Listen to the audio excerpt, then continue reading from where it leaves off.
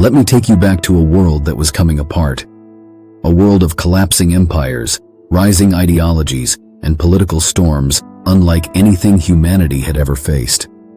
In the middle of that chaos, a boy was born in a small town in Georgia. No one knew it yet, but this boy, Yosef Jugashvili, would grow into one of the most powerful and most feared figures of the 20th century. You might know him by another name, Joseph Stalin, the man of steel. But before the steel, before the power, before the shadow that would fall across millions of lives, there was a child struggling to survive. Stalin was born in 1878 in Gori, a provincial Georgian town under the Russian Empire. Poverty was not just a circumstance, it was the air he breathed. His father, a cobbler, drifted between abuse and absence. His mother, devout and determined, worked tirelessly to lift her son out of hardship. She wanted him to become a priest, someone respected, someone safe from the brutality of life in the empire's margins. And so young Yosef entered the Tbilisi seminary, and at first, he excelled. Discipline, structure, study. The place should have shaped him into a religious scholar, but instead, it radicalized him. Inside the seminary's strict walls, he discovered something far more intoxicating than theology. Forbidden books, Marx, Engels, the writings that were illegal across the empire. They awakened in him a new sense of purpose, a new kind of hunger, not spiritual salvation, but revolution. And when the seminary expelled him, he didn't fall. He transformed. He became a full-time revolutionary, moving underground, joining the Bolshevik faction led by Vladimir Lenin. He learned to organize strikes, spread propaganda, and rob banks to fund the movement.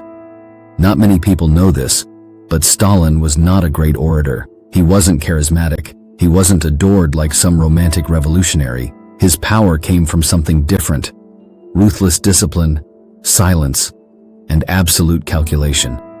As the Russian Empire buckled under war, famine, and collapse, the Bolsheviks seized their moment. 1917, the October Revolution. Lenin returned from exile. Petrograd fell into the hands of the revolutionaries. And in the shadows, Stalin watched. He didn't rise by making speeches. He rose by becoming indispensable. In 1922, Stalin secured the position that would reshape the Soviet Union forever. General Secretary of the Communist Party. At the time, it seemed bureaucratic, boring, even harmless. But Stalin understood something others didn't. Control the appointments, control the party, control the party, control the state. When Lenin suffered a series of strokes, a silent power struggle began. Trotsky, brilliant and charismatic, believed he was the rightful successor. But Stalin outmaneuvered him at every turn, slowly, methodically, relentlessly. By 1924, when Lenin died, the Soviet Union stood at a crossroads. Who would guide the revolution forward?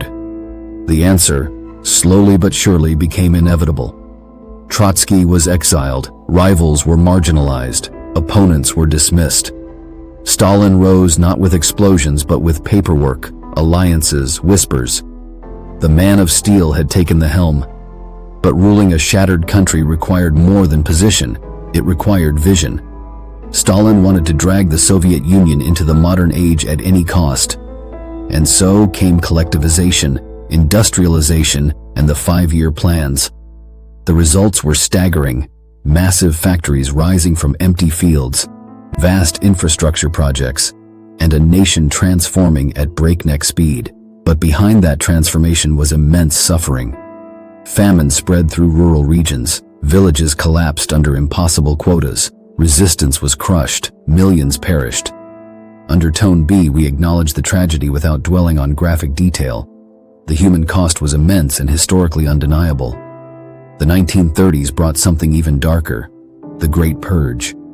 Stalin saw enemies everywhere: real, imagined, manufactured. Political opponents, military officers, intellectuals, ordinary citizens. Many were imprisoned or executed after forced confessions, while countless others were sent to the Gulag labor camps. The atmosphere became one of fear so suffocating that even speaking carelessly could be fatal. By 1939, Stalin had reshaped the Soviet Union into a centralized, industrial, authoritarian superstate. But the world was on the brink of a much larger storm. When Hitler rose in Germany, both dictators circled each other like predators.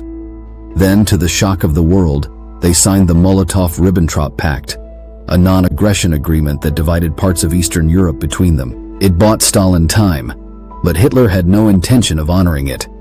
On June 22, 1941, Nazi Germany unleashed Operation Barbarossa, the largest invasion in human history.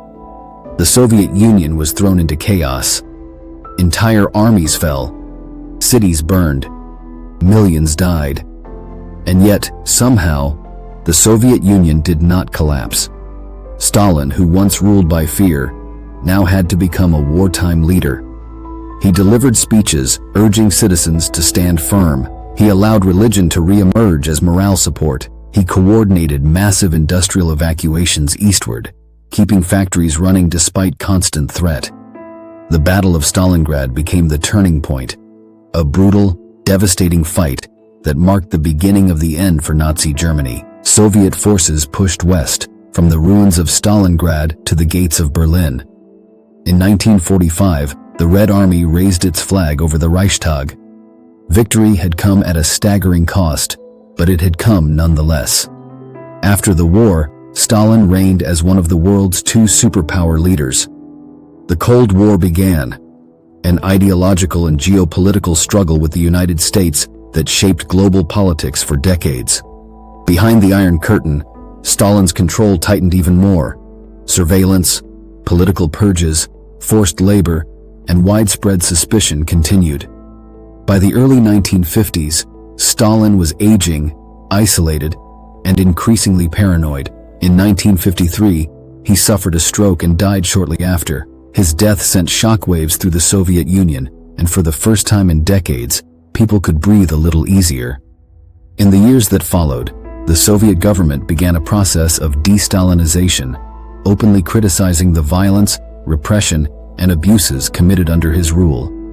But the legacy of Stalin remains one of the most complex in modern history, a leader who transformed a backward empire into a global superpower, but at a cost so immense it defies comprehension.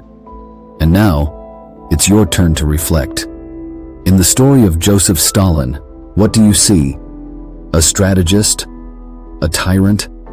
A survivor of hardship who imposed hardship on others? A man who reshaped the 20th century through sheer force of will? History does not offer simple answers, only lessons. And the lesson of Stalin's life may be this: power, when unchecked, does not just change nations. It changes the very soul of the people who wield it.